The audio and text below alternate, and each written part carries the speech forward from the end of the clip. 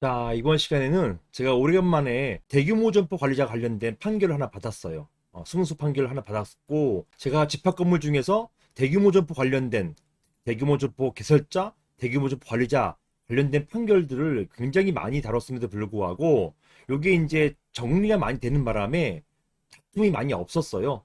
그러다가 최근에 판결 하나 받았습니다. 관련된 쟁점으로 여러분께 한번 말씀을 드려보도록 하겠습니다.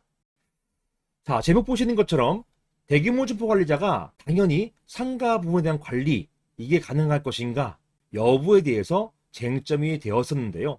이게 무슨 말이냐면 이 제목만 가지고는 잘 이해가 안 되실 수도 있는데, 이게 하나의 주상복합 건물입니다. 주상복합이니까 아래는 상가가 있고 위에는 아파트가 있는 것이죠. 이런 상가 건물인데, 이런 주상복합 건물은 일동의 건물이기 때문에 결국 집합건물법에 따르게 되고, 그렇기 때문에 전체 관리단이 있게 되는 것이거든요. 그런데 이런 전체 관리단이 있음에도 불구하고 내가 대규모 점포 관리자이기 때문에 상가 부분은 독자적으로 나만 관리하겠다, 이렇게 할 수 있느냐는 말이에요. 이걸 바로 추격하다 보니까 제목처럼 된 거거든요. 그래서 대규모 점포 관리자가 당연히 상가 부분만에 대한 독자적인 관리가 가능할까? 요게 이번 시간에 다루어 볼 쟁점입니다. 자, 이 쟁점을 제가 질문 한번 만들어 봤어요. 한번 보시겠습니다. 실제 이런 질문부터 시작되어서 제가 수용까지 가서 승소했던 사례인 것입니다. 질문을 보실게요. 안녕하세요, 변호사님. 저는 강원도 어디에 있는 주상복합 건물의 상인회 회장입니다. 저희 건물은 이미 수년 전부터 아파트와 상가가 분리해서 관리하고 있었는데요.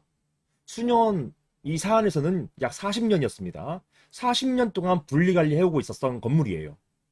최근에 아파트와 상가가 합쳐져서 통합관리단이 만들어졌다고 하면서 관리단에서 관리비를 징수하겠다고 하였습니다.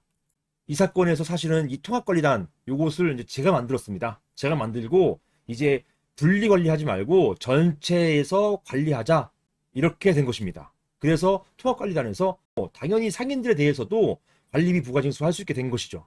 저희 상인회에서는 시청에 정식으로 등록한 대규모 점포 관리자인데요. 저희가 독자적으로 관리할 수 있지 않나요? 즉, 전체 통합관리단을 배제하고 우리는 우리끼리 관리하겠다, 이 얘기입니다. 이렇게 할 수 있지 않느냐? 이것을 질문하시는 것입니다. 집합건물법에 일부 관리단이라고 있던데, 저희 상인회가, 대규모 점포 관리자인 저희 상인회가 집합건물법상의 일부 관리단으로 될 수 있지 않나요? 이런 질문을 주신 것입니다. 한번 관련된 법부터 보시겠습니다. 대규모 점포 관리자가 나왔으니까 이런 대규모 점포 관리자 또는 대규모 점포 개설자가 있는 건물은 대부분 집합건물법하고 겹쳐요. 한 동의 건물에서 대규모 점포 관리자가 있는 경우에는 이게 또 한 동의 건물이기 때문에 집합건물법에 적용을 받습니다. 그래서 집합건물법, 그리고 대규모 점포 관리자에 관련된 법인 유통산업발전법, 이 두 가지 법이 공통적으로 적용되는 것입니다. 자, 먼저 집합건물, 이게 주상복합 건물로서 한 동의 건물이기 때문에 집합건물법, 즉 집합건물의 소유 및 관리하는 법률, 여기 적용을 받습니다. 그리고 14조에는요 이렇게 돼 있어요. 일부 고용 부분의 관리, 이렇게 돼 있어서 아까 일부 관리단 이렇게 표현했는데요. 요게 일부 고용 부분 관리단, 이걸 말하는 것입니다. 정확한 표현은 일부 관리단이 아니라, 법적인 표현은 일부 관리단이 아니라 일부 고용 부분 관리단이에요. 그래서 일부 고용 부분 관리하는 사항 중에서 구분 소유자 전체 구분 소유자의 이해관계와 연관이 있는, 관련이 있는 사항하고, 그 다음에 규약으로 정한 사항, 이건 전체가 관여해야 된다, 전체 관리단이 관여해야 된다라고 하는 사항을 뺀 나머지, 그러니까 이런 사항들은 전체 구분 소유자 집회로 결정하고, 나머지 전체하고 상관없는, 상가면 상가, 이렇게 일부 관리에만 상관이 있는 이런 사항은 그것을 공용하는 구분 소유자만의 집회 결의로서 결정한다, 이렇게 되어 있습니다. 이게 바로 일부 고용 부분 관리단의 근거 규정이에요. 상가하고 아파트는 관리가 좀 다르잖아요.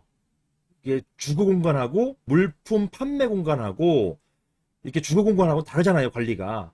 그러다 보니까 분리시킬 수는 있어요. 이런 경우에는 일부 고용부문 관리단을 통해 가지고 전체 관리단이 아닌 독자적으로 그 부분만 관리할 수 있게 해놨어요. 이게 바로 보시는 것처럼 일부 고용부문 관리단입니다.